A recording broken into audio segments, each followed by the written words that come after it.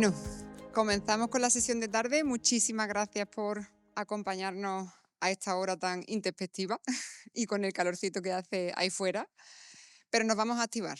Nos vamos a activar porque además tenemos esta tarde en la primera sesión a dos compañeras magníficas, a Verónica Bueno Muñoz y Pilar Aranda Varela. Pilar es fisiorehabilitadora en la Asociación Española contra el Cáncer aquí en Córdoba y Verónica es diplomada en Ciencias del Deporte y con un máster en Actividad Física y Cáncer. Ellas nos van a hablar de la importancia que tiene el ejercicio físico y no solamente el entrenamiento que nosotros podamos hacer, sino esa rehabilitación tan necesaria en determinados momentos cuando pasamos por el proceso oncológico. Así que sin más os dejo con ellas, que nos activemos y empecemos la tarde. Bueno, buenas tardes, yo soy Pilar, soy la fisio-oncóloga de la Asociación Española contra el Cáncer y sí, se me escucha un poquito, ¿no? Vale, y ella es Verónica, mi compañera. Y nada, lo que han comentado, que muchas gracias por estar aquí hoy y ser la Resistencia de Córdoba. Verónica quiere dar un regalito. Bueno, pues chicos, yo nada, agradeceros igual que mis compañeros que estáis hoy aquí y bueno, como son las horas que son y nada, pues venimos todos de comer, aquí se está muy fresquito todo, creo que vamos a empezar a activarnos un poquito, ¿qué os parece? ¿Os apetece un poquito, no? Pues yo creo que nos vamos a levantar todos, nos vamos a levantar todos. Claro, es que vamos a hablar de ejercicio todos sentados. Vale, pues chicos, mirad, vamos a subir rodillitas, ¿vale? 10 veces, vamos a tocar 10 veces las rodillitas, ahí. Muy bien, muy Venga, bien. con vestido, Venga, sin venga. vestido, con tacones, sin tacones, cada uno como esté. Uy, ¿se escucha? Sí, se escucha bien. Vale, cuando tengáis esas 10 veces, vamos. Vale, vamos a mover 10 veces los brazos hacia adelante, 10 veces cada brazo. Uy, parece ya están cambiando las caras, ya está llegando el oxígeno ahí al cerebro y la oxitocina. Vale, cuando tengamos eso, ¿qué es lo que vamos a hacer? Vamos a sentarnos 10 veces y vamos a levantarnos. Vale, la silla cada uno de la altura que quiera, ¿eh? Que como la tenéis así, Vamos, Rosalía. de lo que quiera. Muy bien. Venga, como último, cuando acabéis estas 10 veces, nos vamos a dar la media vuelta, nos vamos a ¿Cómo agarrar se a la nota, silla Carmen? y vamos a levantar 10 veces los talones del suelo. Y con eso ya nos podemos sentar y empezamos. Qué maravilla, vea tanta gente moviéndose. Qué gusto. Qué gusto, qué bien. Bueno, pues yo creo que ya la sangre y el oxígeno lo hemos movido un poquillo y ya podemos empezar. Ahora ya sí. Pues chicos, muchas gracias. Bueno, pues nosotras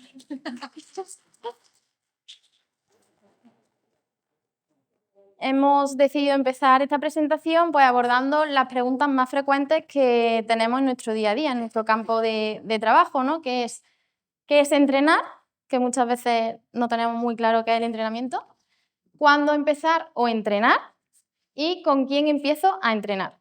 ¿No? Para tener claro qué es entrenar, tenemos que tener conocimiento sobre 3 conceptos básicos, ¿no? ¿Qué es la activación física? ¿Qué es el ejercicio físico? ¿Y qué es el ejercicio terapéutico? La activación física es todo movimiento que se produce por una contracción muscular.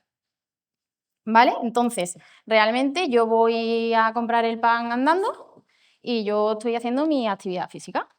Yo estoy sacando las mantas ahora que hace tanto frío y estoy sacando las mantas en mi casa y estoy haciendo actividad física. Estoy preparando el cocido, el potaje y hago actividad física.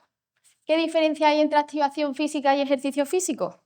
Pues el ejercicio físico es una actividad física porque se produce una contracción, un movimiento producido por la contracción muscular, pero de manera programada y con un objetivo claro, que es mejorar la funcionalidad, una o varias actitudes físicas, ¿no?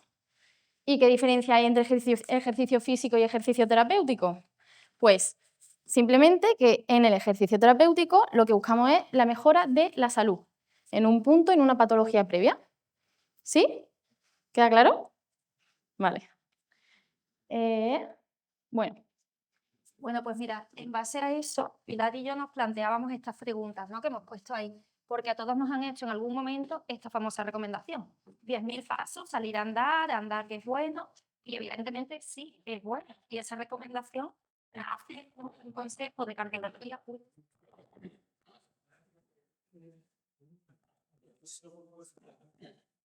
Ahora, escucha un poco mejor ahora o lo apago?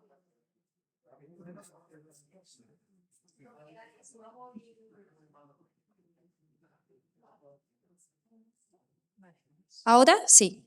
Vale. Estos 10.000 pasos, esta recomendación la hace una organización de cardiología, ¿vale? Y lo dan como bueno para mantener la salud cardiovascular. ¿Qué es lo que pasa? Que estos 10.000 pasos, en según qué momento, pueden llegar a ser mucho o poco, ¿vale? Y es lo que hablábamos ahí, los 10.000 pasos diarios, todos los días, en qué momento del día, fraccionados, juntos, en qué intensidad. ¿Qué tiene que ver esto con las personas que habéis pasado por un cáncer? Hay según qué momentos en los que estos 10.000 pasos, como bien decía antes, pueden ser un exceso de pasos o incluso que nos interese más aumentar la intensidad y disminuir la frecuencia de pasos, ¿vale? Por aquello de promover mejoras en el sistema inmune a través de esas gotitas de alta intensidad, siempre y cuando puedan hacerse, ¿vale? Que eso lo hablaremos más adelante. Fraccionados, pues la verdad es que muchas veces cuando estamos en tratamiento es interesante fraccionar ese esfuerzo y hacerlo con una intensidad óptima para que eso tenga una repercusión en nuestro organismo, porque cuando hablamos de ejercicio lo que estamos hablando es de un estímulo buscando una respuesta en nuestro sistema fisiológico y buscando esa respuesta, en este caso tan concreto de este paciente con cáncer, que tenga que ver con la mejora de los tratamientos y la mejora de la supervivencia y de la calidad de vida. Vale, como decimos, ¿es suficiente esta recomendación? Aludiendo a lo que ha dicho mi compañera Pilar, esta recomendación digamos que sería lo mínimo indispensable que debiéramos de hacer. ¿Pudiéramos hacerlo de otros tipos? Sí, ¿vale? Lo suyo es que, esta recomendación va a decirnos que seamos activos en nuestro día a día, ¿vale? Pero no necesariamente tienen que ser esos 10.000 pasos y es una reflexión que queríamos nosotras dos como profesionales del ejercicio físico compartir con vosotros, que creemos pues que estos 10.000 pasos se pueden hacer de muchas maneras y que según el momento en el que nos encontremos podemos hacerlo de una manera o de otra y eso habría que analizarlo y valorarlo en cada caso personal. Vale, luego, en base a eso, también hay dos conceptos que se nos plantean a Pilar y a mí como claves cuando llegáis a nosotros, que estamos hablando de ser sedentario o de ser físicamente activo. Y no es lo mismo una persona que sea sedentario a una persona que no entrene. Es decir, el concepto de sedentarismo está relacionado con lo que nos hablaba Pilar de la actividad física, es decir, de no realizar movimientos en tu día a día. ¿Qué implica? Pues que yo haga toda mi vida sentado, que me transporte en coche o en algo sentado, que trabaje sentado y no me levante, comiendo sentado, mis hobbies o mis aficiones, ver tele, leer, lo que sea, sentado. ¿Qué es lo que nosotras proponemos? Pues, por ejemplo, en el tema del transporte, pues bajarnos o subirnos una parada después al autobús o bajarnos una parada antes y añadir un poco de tiempo, ¿vale? De actividad durante el día a día. Dentro del trabajo, porque claro, muchos diréis, si es que mi trabajo es sedentario, ¿qué hago? Si es que tengo que estar allí 8 horas. Vale, pues mirad, hay estudios que comprueban que simplemente por el hecho de levantarte y sentarte una vez cada hora durante la jornada laboral de 8 horas, reporta mejoras fisiológicas. Es un gesto muy sencillo. Además, los relojes que llevamos hoy en día, a la hora los podemos programar para decir, oye, que me dé un recordatorio y que me diga, es hora de moverse, como me dice a mí el mío, cuando me paso una hora estudiando. Y me levanto, oxigeno mi cerebro y además soy más productivo, ¿vale? Por lo tanto, donde estoy les interesa que me mueva un poquito, ¿vale? Luego, en cuanto al reparto del tiempo, al final otra de las cosas que vemos es la falta esa de tiempo, pero luego si nos damos cuenta, tenemos otras cosas que nos cargan de tiempo y podemos incluso, como os digo, fraccionarlo e incluso si es asumible por el paciente la intensidad, podemos hacer la mitad de tiempo con un poquito más de intensidad y quizás eso es algo a tener muy en cuenta con este tipo de personas, ¿vale? Siempre y cuando lo midamos y valoremos que esa persona sea óptima para asumir la alta intensidad. Entonces decimos que lo ideal sería ser físicamente activo porque ya solo eso reporta mejoras en el pronóstico. Pero, claro, eso digamos que sería la base, lo que debiéramos de tener todo el mundo. Pero además sería producente añadirle ser físicamente activo, ¿vale? Porque lo que nos encontramos o yo me encuentro en la sala de entrenamiento muchas veces son personas que hacen cualquiera de estas actividades, pero luego en su día a día no son físicamente activos porque se tiran 10 horas trabajando, sentados, o muchas horas sentados, hobby sentados, y es que no me gusta, y es como, bueno, vale, si es que a todos nos cuesta, si es que el principio básico del individuo es la supervivencia, y dentro de la supervivencia está el mínimo costo energético. ¿Qué significa esto? Pues que nuestro cuerpo va a tender a moverse poco, pero tenemos que intentar encontrar estrategias dentro de nuestro día a día y además añadir la parte de ejercicio físico, que ya veremos de qué tipo, con qué intensidad y de qué manera pudiéramos hacerlo para que reporte esas mejoras dentro de este contexto del paciente oncológico.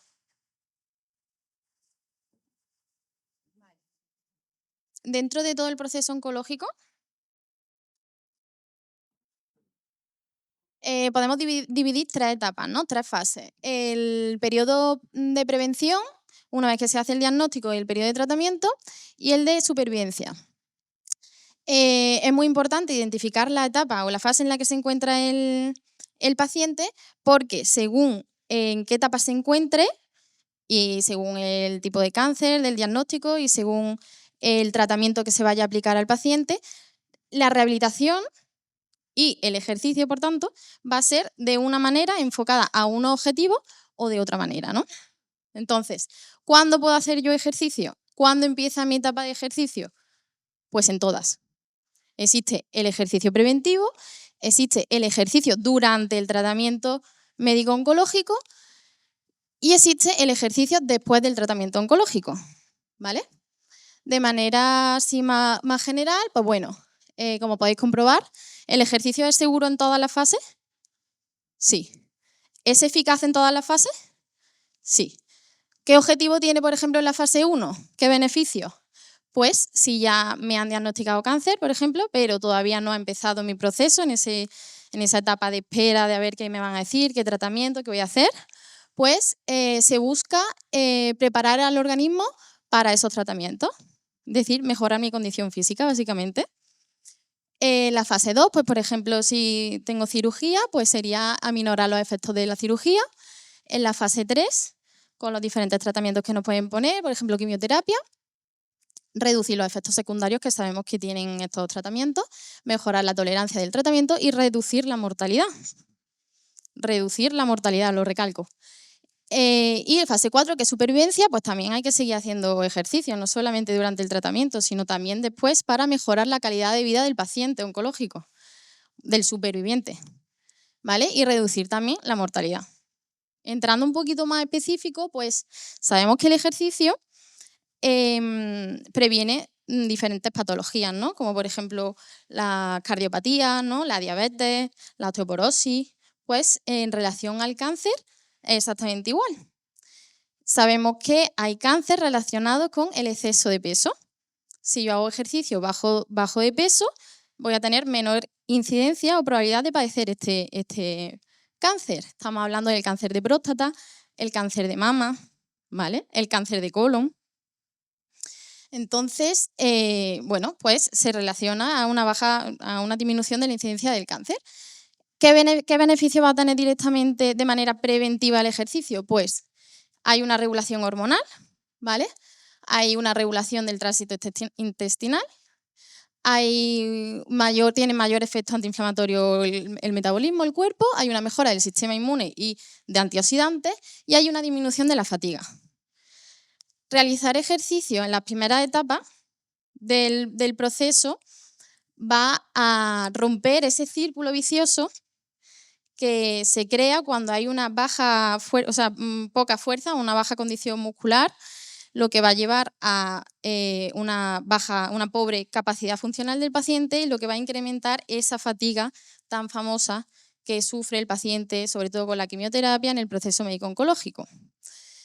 Entonces, pues bueno, hay que hacer ejercicio desde ya, ¿vale? Todo esto está respaldado por estudios y se ha demostrado que mejora el pronóstico de cáncer, que es lo que comentaba Verónica antes, y que disminuye la toxicidad producida por el tratamiento. Es decir, vamos a tener menos efectos secundarios, que eso se sabe poco, cuando hacemos ejercicio. Menos neuropatía, menos fatiga. Entonces, está muy bien, ¿no? ¿Qué pensáis? Y de manera, ya directamente en el tratamiento, pues bueno, tiene muchos beneficios el ejercicio, ¿no? Como por ejemplo, el incremento. ¿El incremento de qué? El incremento de número de glóbulos rojos, que mejora los eritrocitos, ¿no? Y esto va a hacer que se evite o se reduzca la posibilidad de que nos hagan transfusiones sanguíneas a la hora de estar en el tratamiento. ¿Esto qué quiere decir? Pues simplemente que encima va a bajar mi riesgo de infección y por lo tanto va a mejorar mi calidad de vida durante este tratamiento, ¿no? Luego, mejora los niveles de hemoglobina, que está relacionado con la anemia, ¿no? Cuando tenemos la típica analítica que nos hacen antes de la quimioterapia y a ver si salen los valores bien para que me puedan poner la quimio, porque si no me lo tienen que retrasar. Bueno, pues con ejercicio se sube los niveles de hemoglobina, menos probabilidad de anemia, que está relacionada directamente con esa fatiga que hablábamos antes, ¿no? Ese cansancio. Bueno, mejora el sistema inmune, que también lo ha comentado Vero antes, mejora de la capacidad aeróbica y de fuerza, evidentemente, y por lo tanto un incremento de la movilidad funcional del paciente. ¿Sí?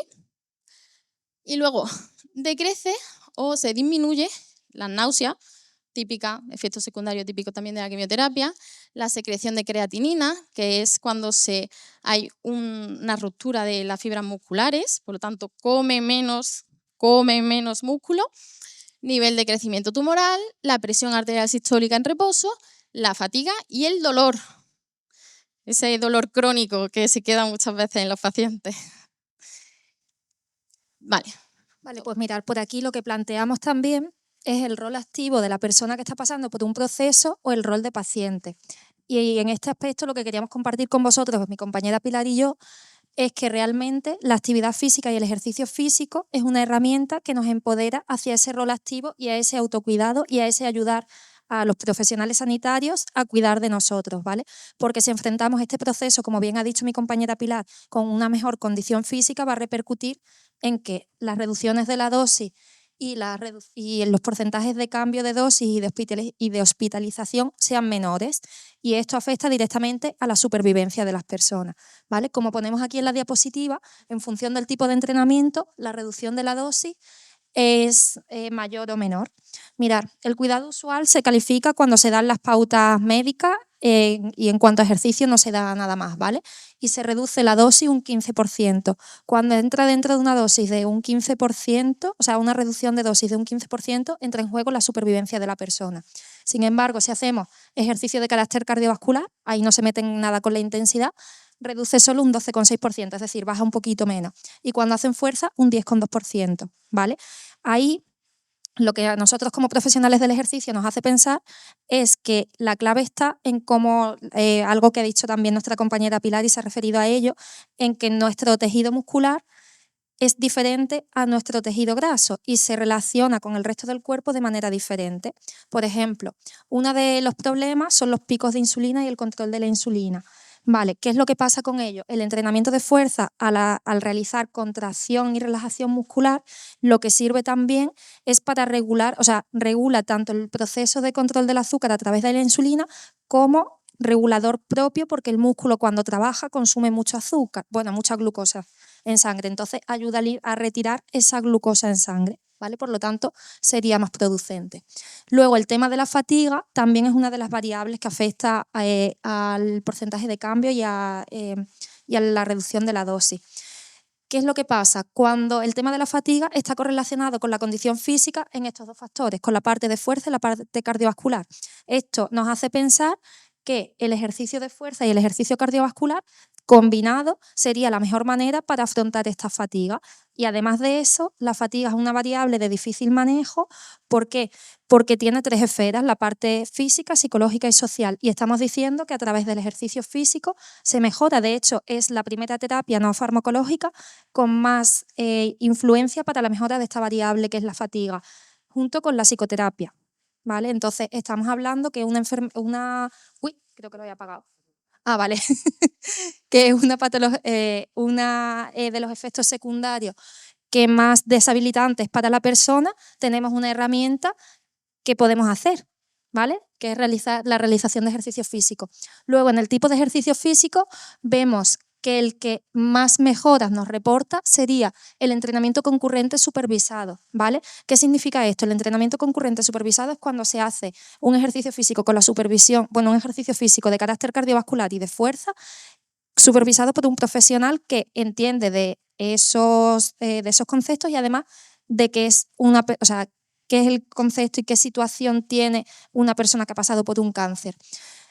Vale, diréis, el entrenamiento de fuerza y el entrenamiento cardiovascular, bueno, pues vale, sí, salí a andar, tal. Pero lo que os decía, los 10.000 pasos, el entrenamiento cardiovascular no tiene por qué ser únicamente paseo y carrera.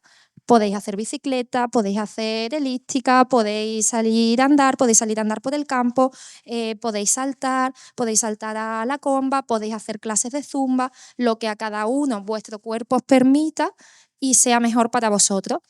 ¿Qué es lo...? Ya le he dado otra vez. ¿Vuelve solo? Vale, genial. Vale. ¿Qué es lo que os quiero decir con esto? Que hay muchas maneras de hacerlo y lo suyo sería verlo con la intensidad que cada uno necesitéis. ¿Por qué? Porque si no, ese ejercicio físico se convierte en actividad física, si no es pautado y planificado y repetido en el tiempo. Y lo que si queremos meter un estímulo de ejercicio debemos de medirlo, ¿vale? Vale, el entrenamiento de fuerza podemos trabajarlo con nuestra propia carga, ¿vale? Es someter a nuestro sistema a una carga que puede ser nuestra autocarga, trabajar con bandas elásticas, trabajar con cargas externas, trabajar con máquinas y dentro de todas esas, ¿cuál es la mejor?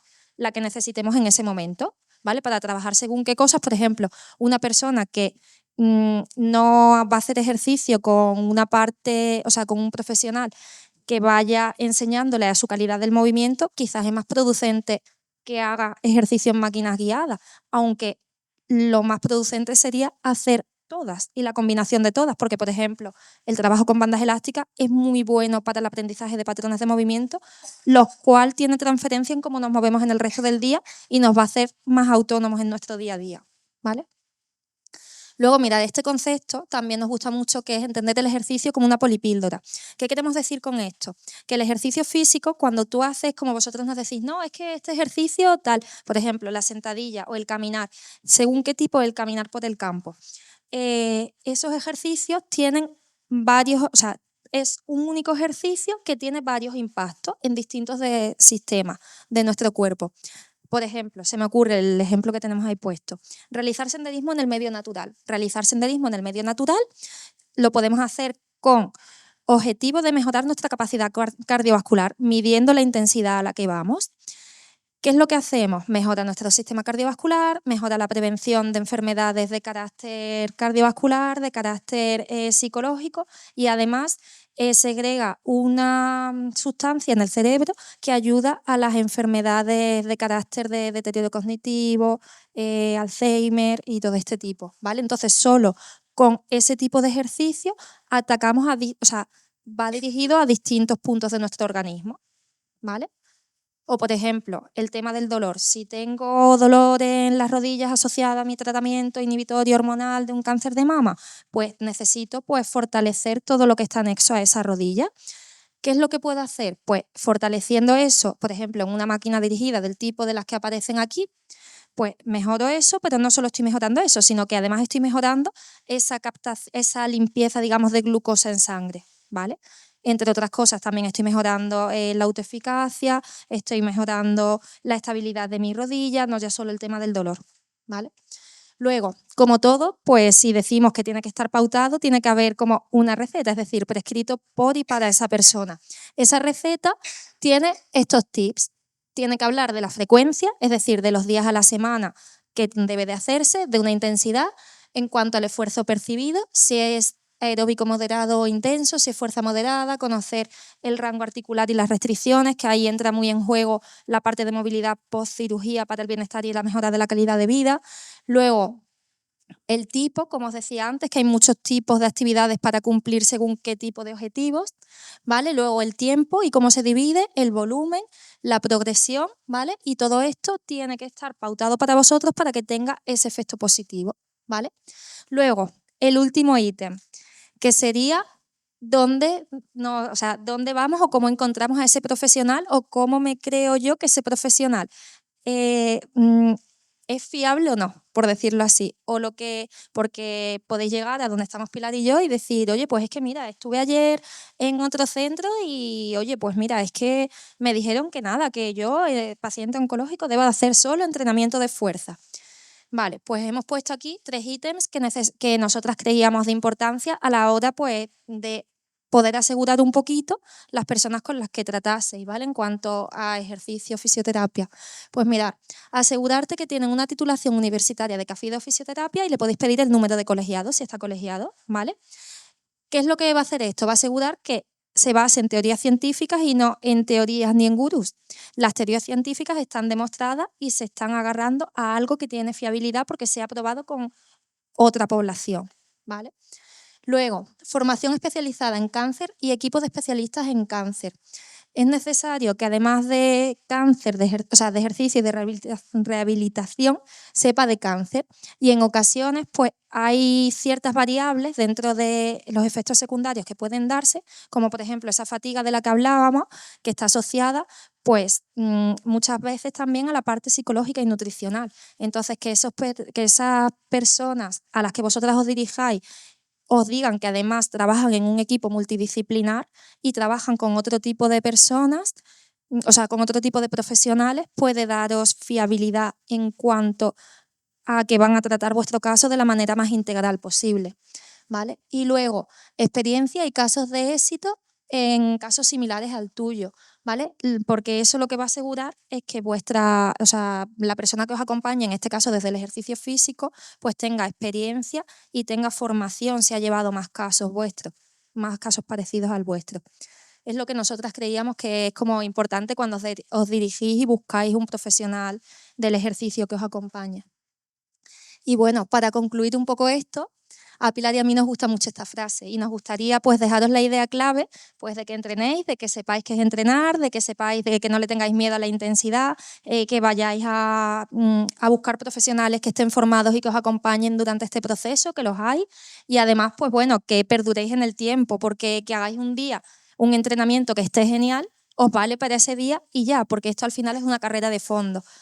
Y entonces nos gusta mucho esto porque lo resume un poco todo. Y dice, no empieces un plan de entrenamiento que terminará algún día, comienza un estilo de vida que te acompañará para siempre. Así que con esto, daros las gracias por venir y por estar aquí a las 4:30. Muchas gracias.